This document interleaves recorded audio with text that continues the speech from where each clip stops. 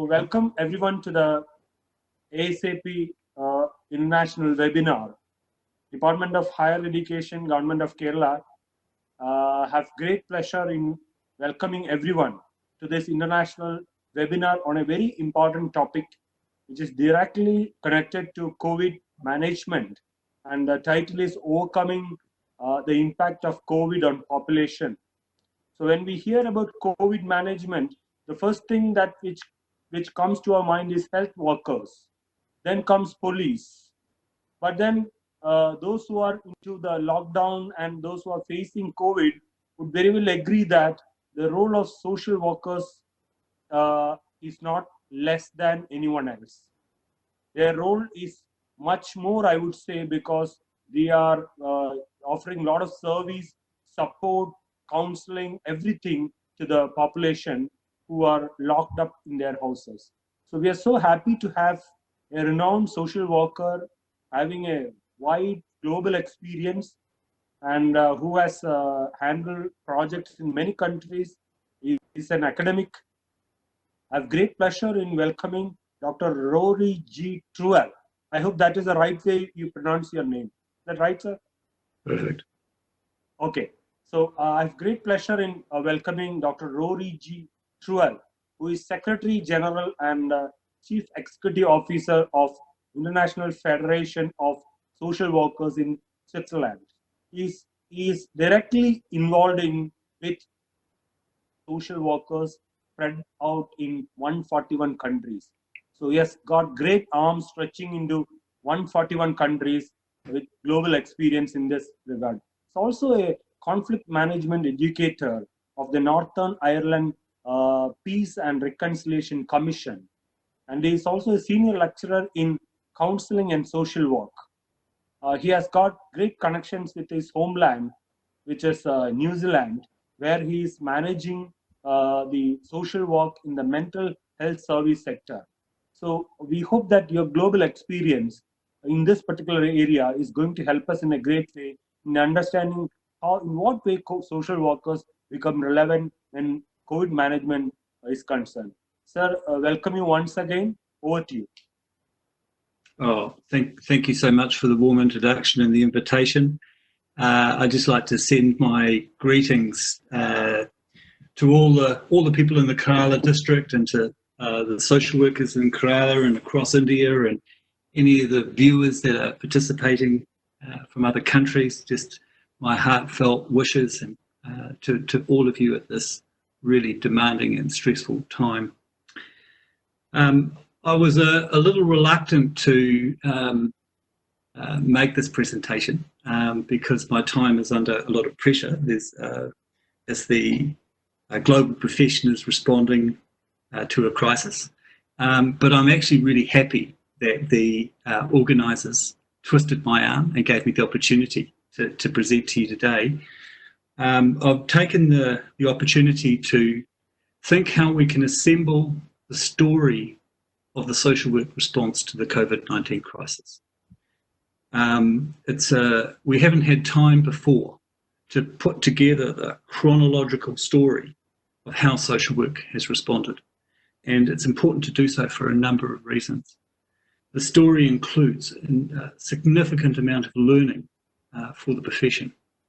And social work, of course, is always a learning profession. It encounters new situations on a daily basis. But this is an extraordinary new learning situation as it's affected all of us, all citizens, all people of the world. So it's a story of learning, it's a story of responding, and it's a story of action. It'll be a story that will go in our historic record. It's a story that will be built on and will continue to be built on for in the next 20 minutes, in the next 2 hours, in the next week, as social workers are feeding information to each other through IFSW and helping learn to shape to maximize the impact of the profession. So I just want to go through a few elements of the story. We all know that on December the 31st last year, the novel coronavirus was identified. And in most of the world at that stage, it was regarded as a concern inside China, because within Wuhan there'd been cases of clusters of people reporting to have this virus. The first death in China from this virus was recorded on January the 11th. It wasn't that long ago, and a lot has changed since then. The first infection outside of China was a few days later, on January the 13th, in Thailand. And it wasn't until the January the 22nd that the World Health Organization issued a statement saying that there was evidence that the virus was transmitted by human-to-human contact, and they said further investigation was necessary. That was back in January the 22nd. The next reported death outside of China was reported on the 2nd of February, and that was in the Philippines. But largely at this time, the 2nd of February, most people in the world had no idea what was coming and saw the epidemic, or the epidemic, as it was called then, as something that would pass and maybe not affect them. But social work at the international level took a very different view, because it had, through its membership organisations, significant frontline experience of working with a number of and pandemics in the past. So at this early stage, the International Federation of Social Workers and many of its members in the Asia-Pacific region held meetings to consider that we should cancel our regional events that had been organised, for example, in Bangkok for World Social Work Day, which was to occur the following March, on the 17th of March. The idea of cancelling an event of which people had put an enormous amount of effort into organising was met with a lot of resistance, and some from even within the profession. But the event was cancelled. This was the first steps that at the global level, in the way that the profession started to respond. At national level, there were different responses at different times. Before the first deaths in Iran and the first deaths in Europe, there had been significant discussion occurring between the IFSW member organisations. And it was felt that there was a need to develop a guideline on social workers and their response to responding to the virus. So in February, through these discussions, a guideline was developed in early February. And it said, in many countries, social workers are supporting to communities that are fearful or affected by the coronavirus. Because you've got to remember back then, it hadn't spread to the proportion it has now. The guidelines said that social workers are an essential frontline role in the fight against the spread of viruses through communities, and they have to be able to protect themselves and support others through physical distancing and social solidarity.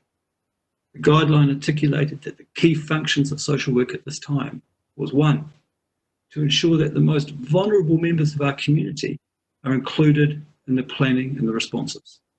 Two, that organising communities to ensure that essentials such as food and clean water are available.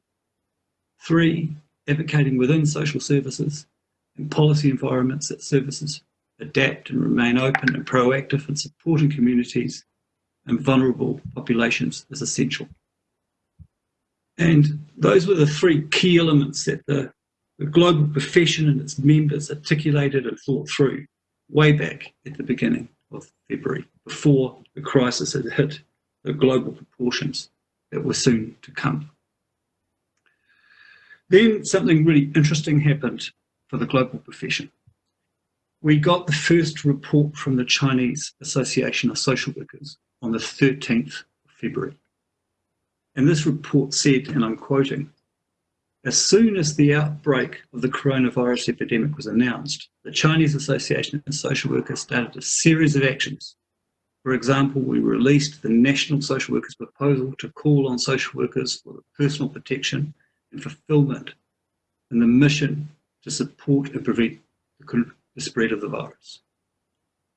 They identified in their really comprehensive report that they'd set up hotlines for different populations, hotlines for the general community that felt anxious and scared, hotlines for populations of people who were extremely vulnerable, and hotlines for people to be able to receive psychological support and counselling. They also, at that time, China was not as a whole country under lockdown, it was just provinces.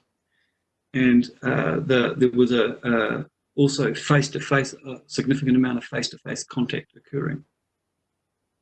What happened with that comprehensive report we got from China is that we started to learn, not just from our previous experiences in HIV, AIDS, Ebola and SARS, but also how to respond in this situation in our shared learning environment. We learned that it was really important that social work as well as medical responses were seen as essential, and the Chinese had already achieved that. We learned that social work is essential as any other profession in the front line. And we learned that social services are going to have to quickly adapt into using phone counselling, phone support, and different ways of online working. So we're in February the 13th, and in the following days, the first deaths were started to be reported in Europe. At that stage, there were no government or regional strategies outside of Asia that would regulate physical distancing, that would stop the spread of the virus.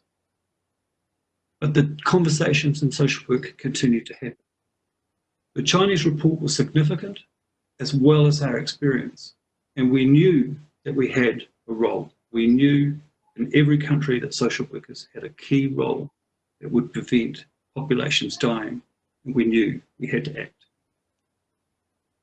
By the end of February, IFSW had commenced a process of cancelling all of its public events, including conferences.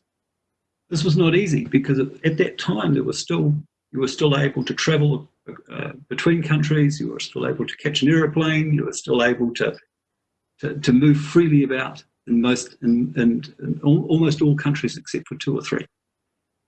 But we made this decision, which was a controversial decision based on ethics.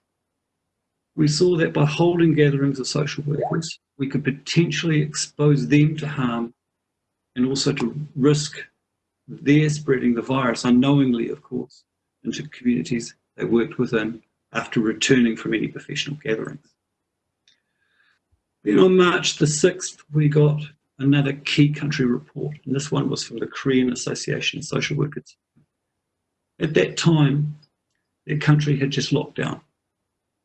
40 people in Korea had died at that stage, and they were one of the first countries to follow the Chinese government's regulations of lockdown. The Korean Association reported at that time, the social welfare system has collapsed. Social workers who have been helping vulnerable people have become infected, resulting in a service vacuum.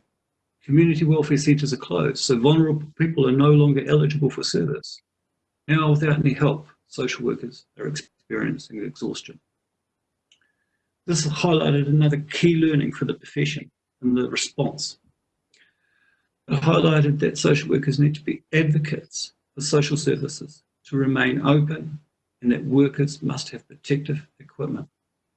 Consequently, as the weeks unfolded and the European government started to talk about lockdown, social workers were a very large voice in the social services for them to be regarded as essential and to remain open for the public, to support the public through this crisis. We had a really good example from one of the IFSW representatives, Anna Radulescu, the IFSW European President, who in her own country, Romania, said that the government had made a mandate, a regulated mandate to close all services at the beginning of their lockdown. But the social workers, including Anna, lobbied different ministries and they managed to get that decision overturned. They had to fight, and they had to fight hard, but they managed to get the decision overturned. This example taught others and other governments on the importance of keeping social services open during their lockdowns. And as different governments successively moved into lockdown situations, the fight in much of the world was won largely by social work advocacy to keep social services open. So early at that time, was a fight that we could say was largely won. The fight still does continue in different ways in different parts of the world. But social workers have, for the most part, successfully advocated that they need some kind of pass to be able to be free from lockdown conditions to carry on their essential work, especially with regard to the really critical issues of child protection and domestic violence, supporting people to have food, and so on and so on.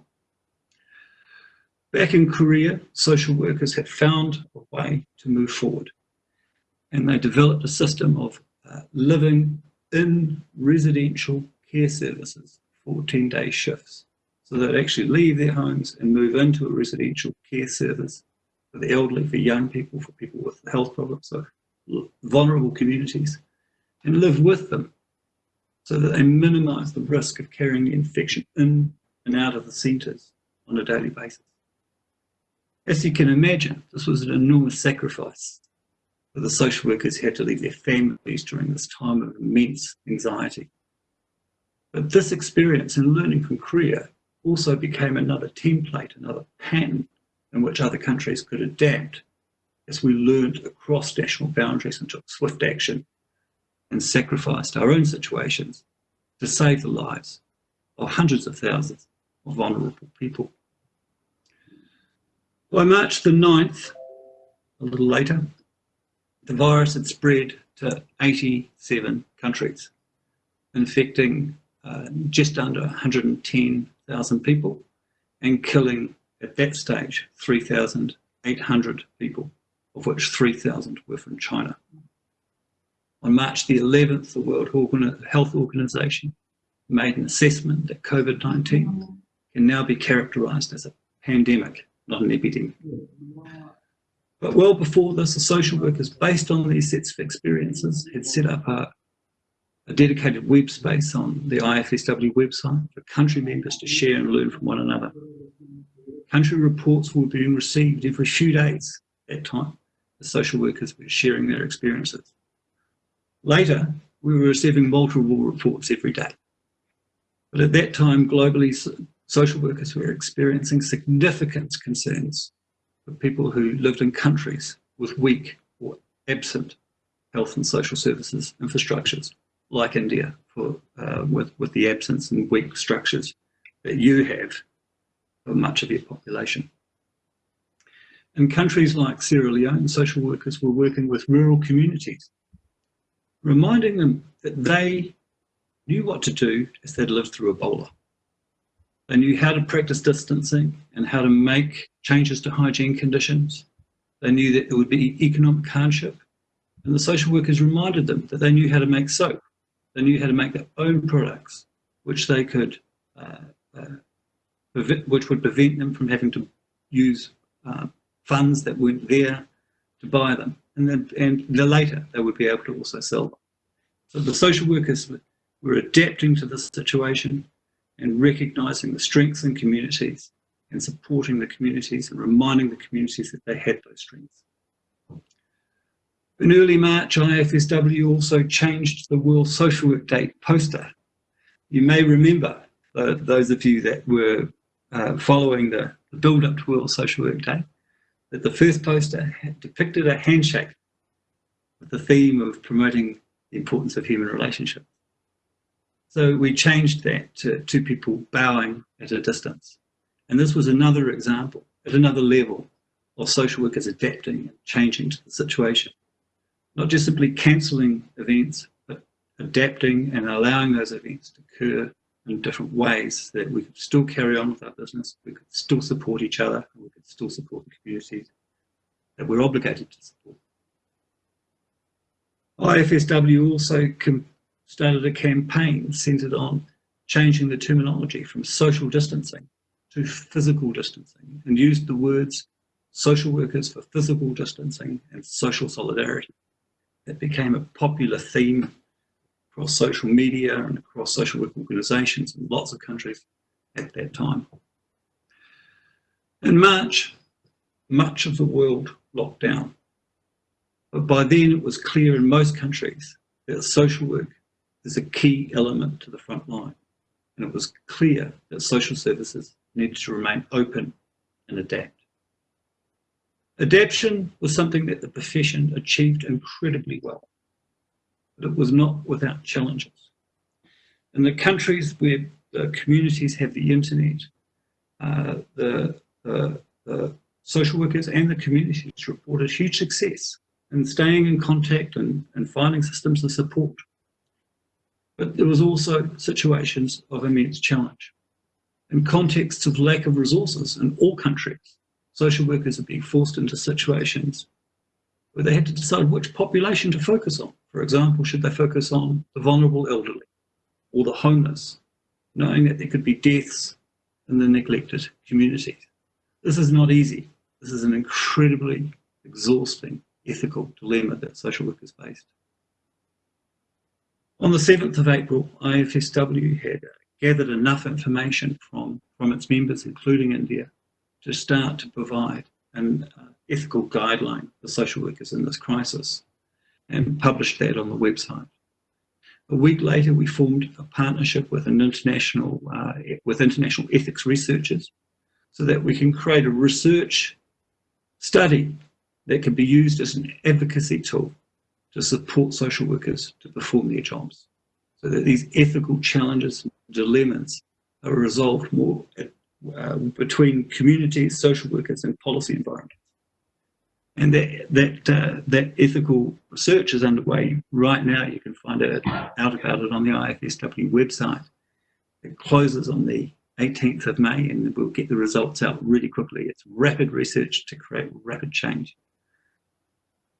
We also, as a global profession, organised regional support to help with ethical challenges that social workers are experiencing.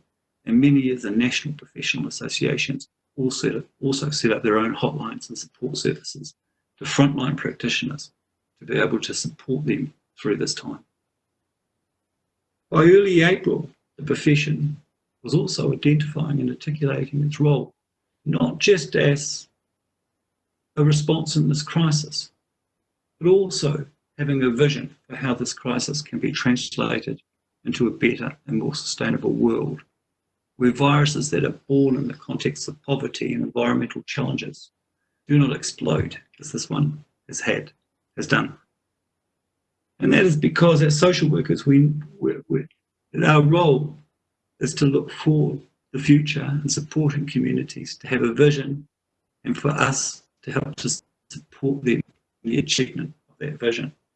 And it's not just simply a matter of responding to today, it's also a matter of responding to today and looking forward to tomorrow, to the next years, and to the next generation.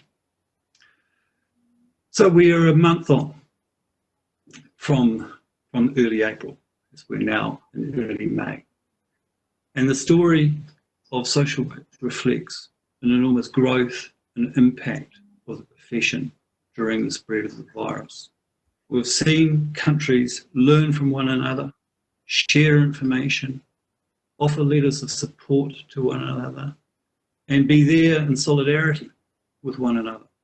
We've seen the social work profession become more visible and more recognised by governments and societies than ever before. We know that social workers, as now the public and the government knows that social workers are essential to their societies. What we need to do is push forward with that, to make sure that they know this. It's not just under a time of crisis, but in a time, in all times, as the world moves from where it is to a better, more sustainable, more developed context. We can also see in our story, as we've learned from one another, that the social work associations and social workers around the world have gone from asking for help, almost help from a desperation point of view, to saying, we are doing this. We know what our role is. We want to share information. We want to learn from others. We are stressed, we are exhausted, but we are not overwhelmed, and we can do this. There are still many ethical dilemmas, of course, but I think most of social workers throughout the world are finding strength in our principles, strength in our profession, and strength in their relationships with other social workers around the world, which they contact through social media, contact through our website, and they contact through their own networks.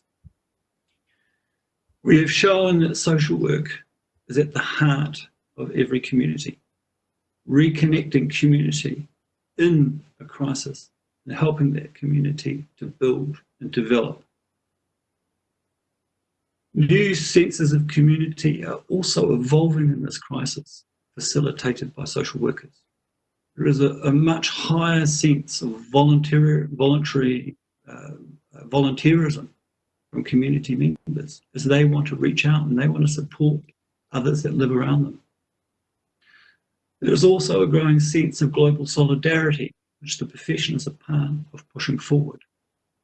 A solidarity which we have to keep harnessing and keep pushing forward as we move into the future. I want to end my 30-minute presentation with a very short quote from the Korean Association. And just before I give that quote, I say I want to end just to speak for 30 minutes as I have, because this is really a time for questions and answers, and this is a time for learning from you. And so I really hope that you will be able to ask questions, make comments, and inform me and other viewers about your experiences. So thank you. Quote from the Korean, just one moment, the quote from the Korean Association is, not only in Korea, but also from all of the global social work associations, we have received and sent messages of encouragement. The profession is strong. We are proud to be social workers. And I think that sums up an incredible change from that earlier report, which is saying that under stress, to an association that feels confident, making impact, and is recognised. And this is a symbol of how well the profession has done in this crisis. And I know Indian social workers in Kerala, you have done incredibly well too. And so thank you, and let's just keep making this profession stronger. Okay. Thanks. Thank you so much. It was nice listening to you. You made everything look like a story, right from when the virus hit the world for the first time, officially, quote unquote, and slowly started spreading. So you also mentioned how the social work guidelines and protocols started emerging, how the social workers started learning and adapting to the situations. It was a wonderful short overview of the entire social work scenario. Thank you for that. So there are a few questions from the audience. Now, one question relates to the, you already mentioned about the social associations in Korea, and the kind of insight that they gave in the, especially in the case of elderly and care for vulnerable populations. So is the social associations very strong in India, or what are the learnings that India has given to the federation in that particular aspect? So India, as you know more than me, has a very long, strong history of social work and social work education. And it was in 2015 that India joined the international body of social work, the International Federation of Social Workers. And there had been many attempts from within India and from the international community to have India as a member. And there had been also many challenges. And I think that largely was because at that before 2015, there were provincial associations of social work, and I believe there were at least 7 of them. And under IFSW regulations, we can only have 1 member per country, but there were 7 or more in India.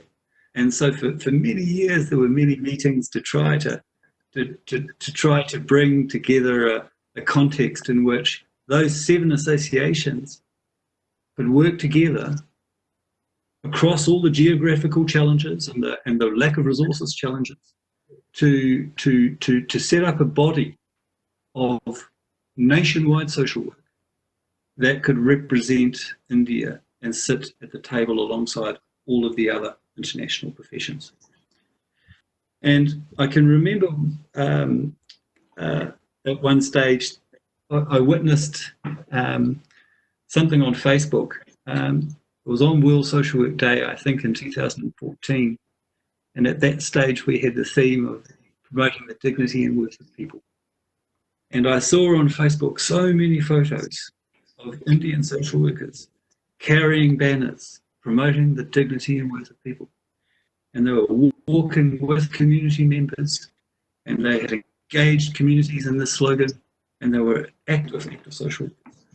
And I can remember writing to one gentleman who, from Bangalore, Mr. Siri Ganesh, and saying, this is crazy that India is not a part of IFSW. Something has to be done. And he wrote back to me saying, I'll sort it out. And he did.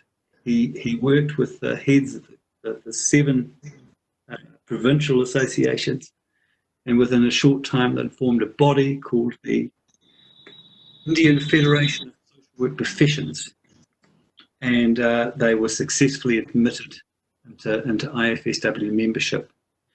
They were so successful with their application and the impact that they had that last year India actually hosted the Asia Pacific Regional Conference, and I've never seen a new country member move so quickly. But when India joined IFSW, it brought many, many gifts with it. It brought many stories of outstanding social work, social transformation in communities, in rural communities and in slums. It brought examples of how to advance the SDGs, the Sustainable Development Goals, by working with communities and getting those communities to identify their concerns. And then the social workers bridging those between the SDGs, bridging those between government policies and making substantial change.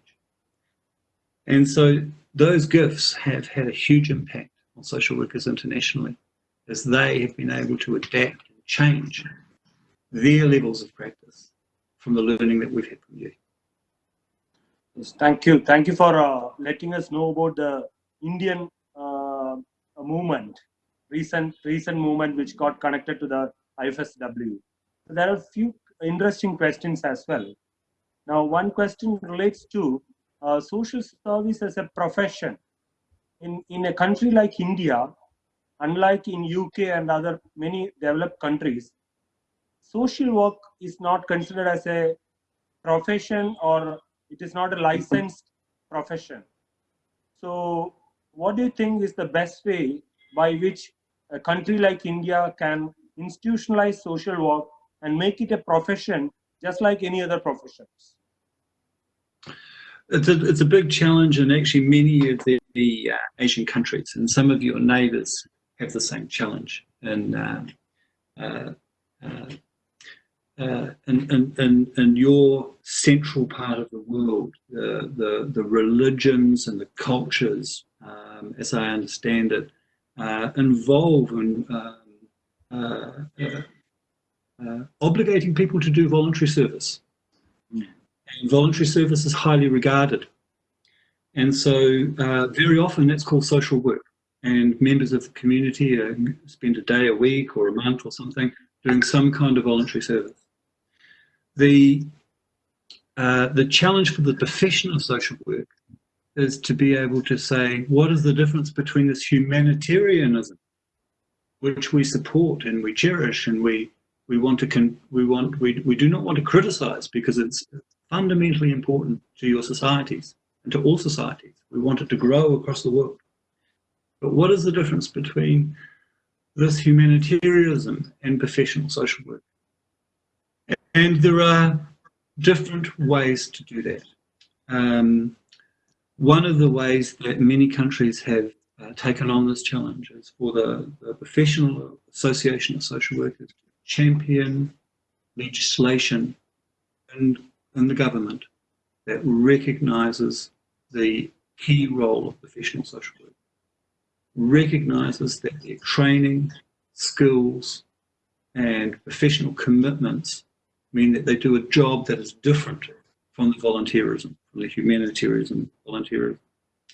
Humanitarianism tends to focus very strongly on providing support and aid and care.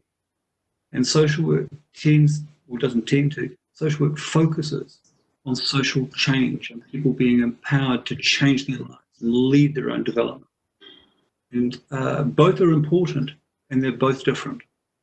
So one of the ways that many countries have met this challenge is by lobbying for and getting people in government to introduce legislation that describes the title of professional social work.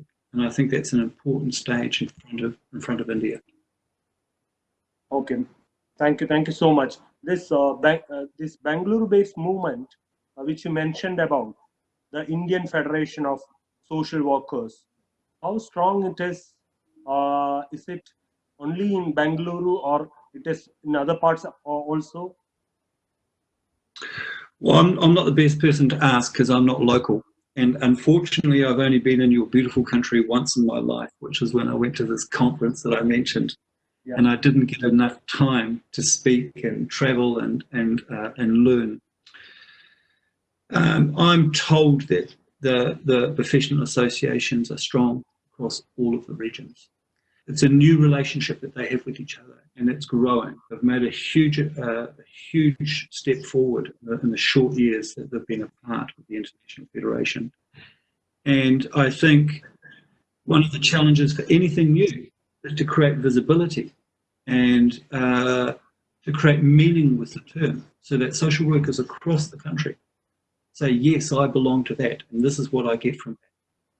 And I think that comes not just in a few short years, that comes through a sustained campaigning, information giving, advocacy, and so on. I am the opposite of critical of what the professional associations of India are doing. I am in absolute deep respect of the work that they are doing, and they have come a long way. What they need is your support. All the social workers across India and in your province. They need your support. They need their people to say, look, I want to use my spare time or my experience to help build and support the visibility and identity of social work across this country. And I know they will receive your support and your offers with open arms. And it'll be a thriving and wonderful place for you as a social worker to be able to take your energy and to learn and to grow. You'll be surrounded by people that have all sorts of different levels of experience, that want to learn, that want to teach, that want to grow the profession together. So I'm as an outsider to your beautiful country, enjoying watching the change, and will continue to enjoy watching the change and growth. So we have some wonderful experiments happening in this direction in Mumbai. For instance, in the Tata Institute of Social Sciences. I hope you are aware of the activities of that great institution. It is, yes. I have personally seen the kind of involvement of that institution, especially among the slums of Mumbai. They are making phenomenal transformations in the social side as far as slums are concerned. And I'm sure that there are similar experiments elsewhere in the country, but to stitch everything together into the national fabric and to bring everyone under one roof, I don't think there is a major initiative in that direction. Maybe it is emerging after COVID. Let's hope so. Our unity is our strength. That's true. And also, there is a very interesting question from one participant. He's asking about the importance of digital technologies as far as social work is concerned. Is that relevant, digital technology? When you say digital technology, I'm assuming you mean sort of online technology. Is that okay? Good.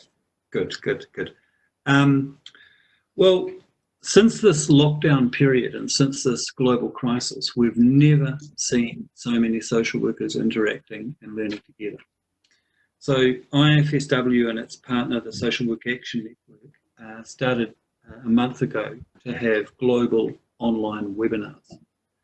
First webinar had over 20,000 people watching and participating. Over 20,000. We've never had in the history of social work before a gathering of that size. We hear from social workers where they're working in communities that do have the internet, and I'm very aware that that is not necessarily the case for much of India. But for those communities that do have the internet, the community members, the families are reporting really positive experiences of working with their social workers online or on the phone or on WhatsApp. And it enables the families to ring the social worker when they're having a moment of reflection at a critical time. And so that's been a really useful learning also for the profession as we absorb and take technology further. Thank you for the answer. There's another very important question. We are now thinking about ways of overcoming the pandemic, but then soon we'll have to find ways to come out of this crisis. So that is also a new kind of adaptation to get back to the old ways or new ways that are emerging. So how do you think we can come out of this situation from the social side? Well, we hope that the world, the governments, the communities, all people will learn that things should not go back to the old normal. The old normal was a normal of most of the world living in extreme vulnerability. In every country, we've got extreme vulnerability, and in some countries, not just extreme vulnerability, but subsistence living. This is not what social workers want. We do not want to go backwards. I think possibly, and I'm not sure I'm not the only one that thinks this, that we're in a situation now where we're seeing more global solidarity than we've seen in past situations, because everybody is feeling vulnerable. Everybody is affected by the crisis.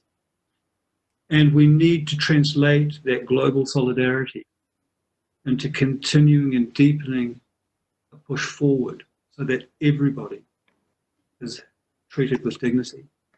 Everybody has their rights, and everybody can live in a situation where the world is addressing the social problems that lead to viruses like this. And so social workers throughout India, throughout all of the world, are advocating within their policy environments. They're pushing forward a change.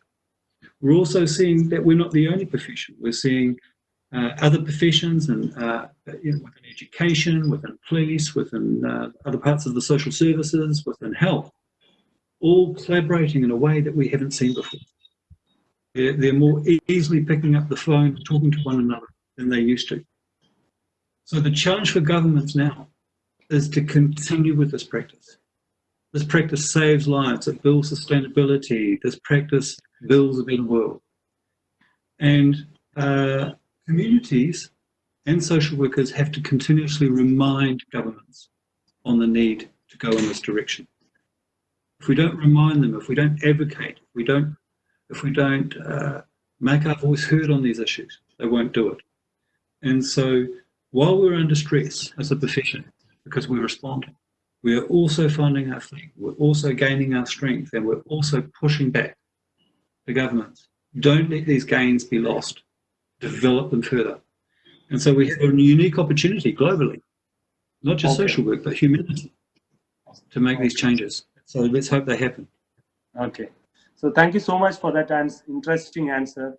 In fact, it has been a great experience with you, but please allow me to go to a different meeting. My colleagues here will take over the Q&A session.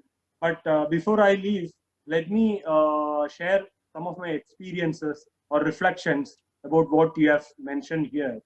So you have wonderfully explained how the social world has responded to this challenge. big challenge of COVID. So my point is, from your presentation, I understand that COVID has taught the social professionals, social work professionals, a great lesson, and the social work will not be the same again in the post-COVID time. Am I right, sir? Would you like to comment on this? I think you're absolutely right. I don't think the profession will be the same again. I think the profession has learned a significant amount through this crisis. It's developed new ways of working. It's developed new ways of working together and sharing our learning. And this will just build us from one strength to the next. I agree with you. Okay. So thank you, sir. Mercy Priya, who is the district program manager of one of the districts in Kerala called Calicut, the place where Vasco da Gama landed for the first time. That is the district. So Mercy Priya from that place will be taking over. Thank you, sir. Thank you so much. Thank you so much. The next question is, how can we help our governing bodies in policy making after the pandemic? How can we help our governing bodies after the pandemic or now? Both. Actually, the question is after the pandemic. So After the pandemic. After the pandemic. I like that question because it's a question we need to ask ourselves all the time. How can we, what is our relationship and our role with policy, and how do we shape policy? And I think that social workers throughout the world are actually experts at advocating and shaping policy.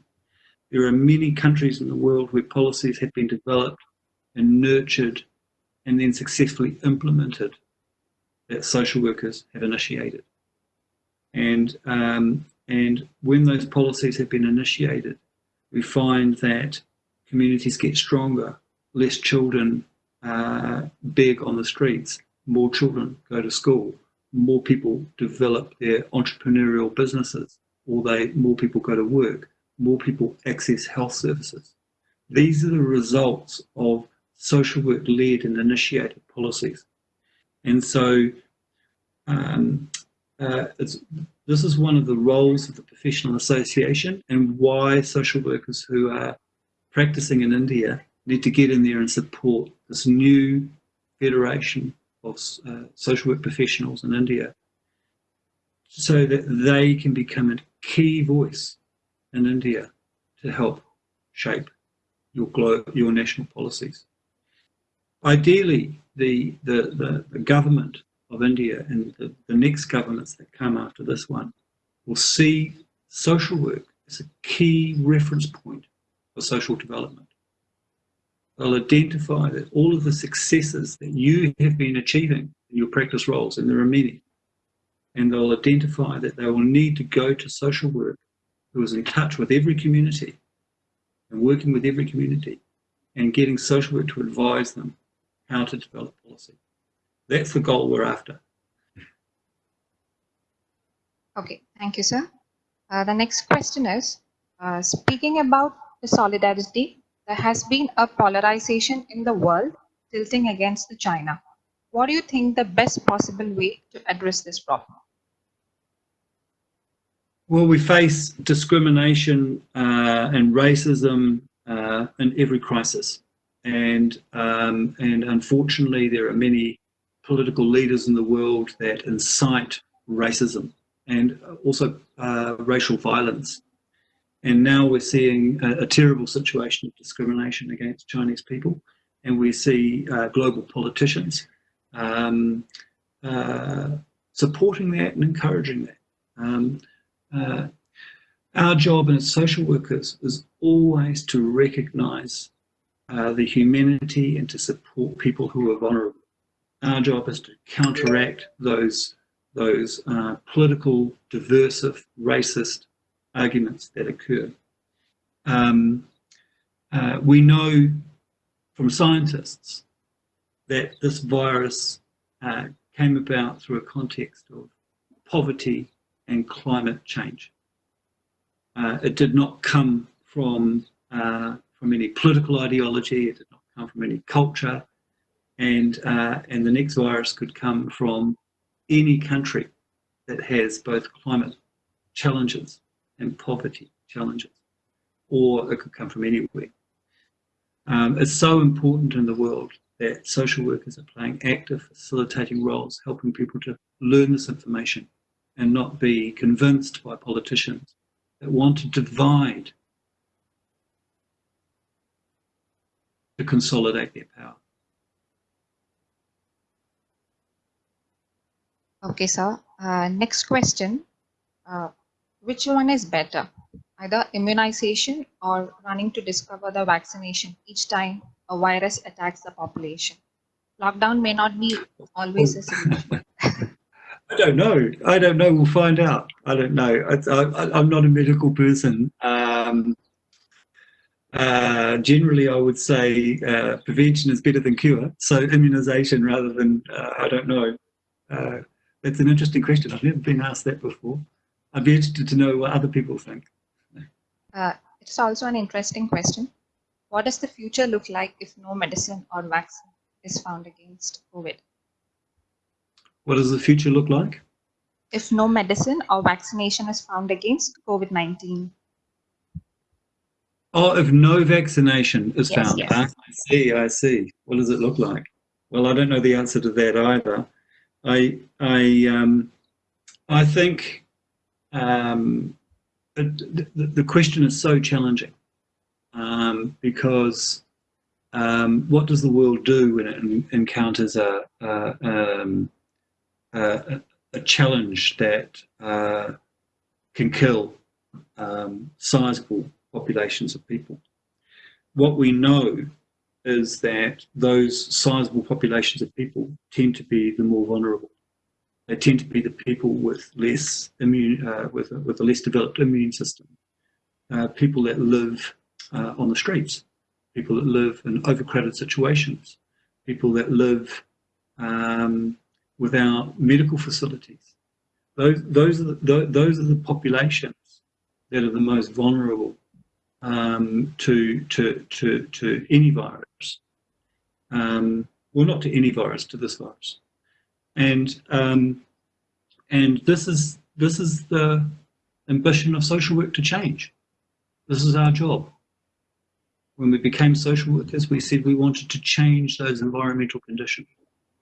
And whether we're living in a virus with a continued virus, or whether this virus is eradicated and we move on, that will still be the focus of social work, is to create situations where all people equally have access to clean living conditions, to good nutrition and good food, and are strong and robust in their health and their mind and their spirit.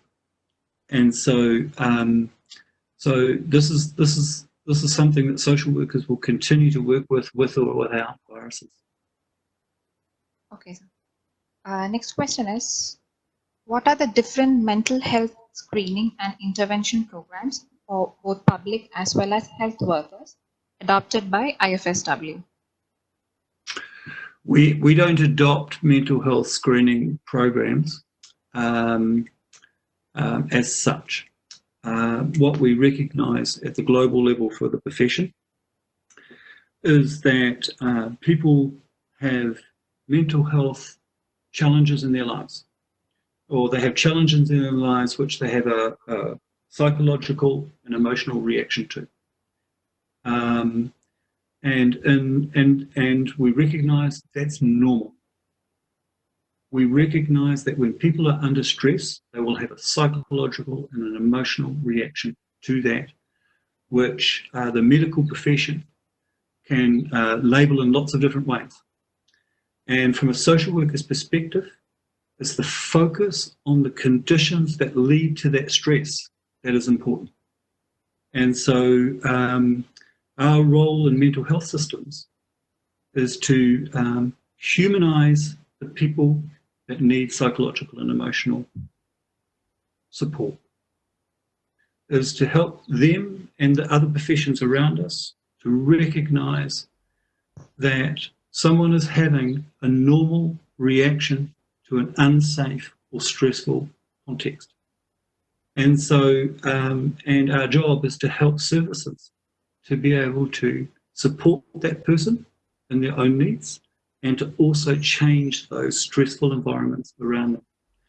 So we don't talk so much at the global level about this or that screening method, but we talk about the focus of changing the stressors that lead to significant and severe mental health challenges in people's lives.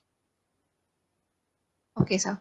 Another question is, what do you think, what will be the universal situation after overcoming this pandemic? Whether there will be an improved relationship or... Before the pandemic, I think all of us were getting very worried about the level of nationalism that is sweeping around the world as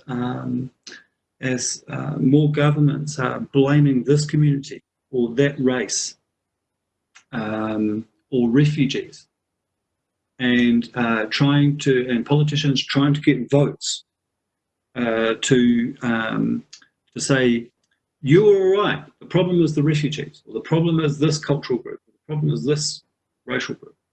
And we're seeing more and more of that in the last years than we were in the years before. This is a huge problem for the world because it leads to more vulnerability, it leads to more discrimination, it leads to more inequality, and it undermines the whole world economic system. It undermines the sustainability of the world.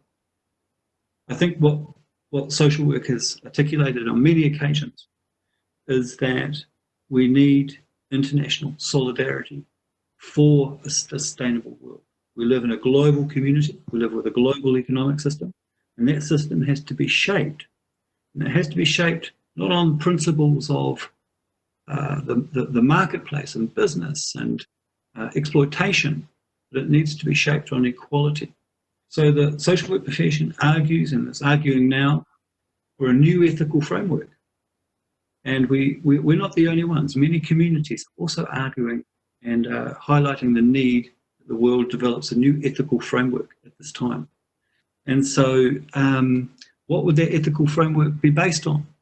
It would be based on principles of human rights, recognising everybody's dignity. It would be based on stopping the multinationals and some governments from exploiting low-income countries for their cheap labour, but having international standards for labour conditions so that workers in India were not exploited by countries that are doing so. That we have international health standards. So there's a requirement for every country to have a certain level of health facilities. There's so much we can do and explore as a world in terms of developing our solidarity, and social workers at the forefront of articulating the need for that to happen. And it's a very good question because it gives us the opportunity for all of us to reflect on how do we take this forward at this time of crisis. Just one more question, sir. This will be the last one. Okay. Making use of the online global connectivity, can we have a common platform where we can share our ideas and move ahead as a single community to address issues that we face across the world? Do you mean social workers or everybody? The question is not specific. I think. Let's assume it's social work, yeah? Okay. Well, you have one. You have a common platform. It's the IFSW website. And if you look on, it's www.ifsw.org.org.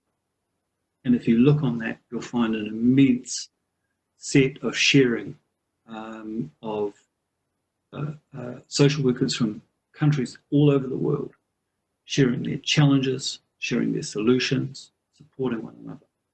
And so we have a common platform. It doesn't belong to any one person. It doesn't belong to IFSW. It belongs to the social work profession. And everyone is welcome to make a contribution. There's a place for contributions from individuals, and there's a place for contributions from national associations of social work. And readers can go through all of it. And so, so we have that. Also, from this place we all share, the International Federation of Social Workers, we have webinars, we have meetings, we have them at the regional level, national level, and global level. And so we have one, and it has a big following, and we'll just make it, and it will just get bigger as more people contribute to it and learn from it and give to it. Thank you, sir. That will be our last question. Over to you, ma'am. Thank you, sir. The virus and state-imposed lockdown have brought changes that are not just temporary. Post-COVID-19 world will bring a lot more changes which are permanent. Thank you, sir, for accepting our invitation and for the understanding presentations you made. Thank you so much for sharing your time and experience with us. Thank you, sir.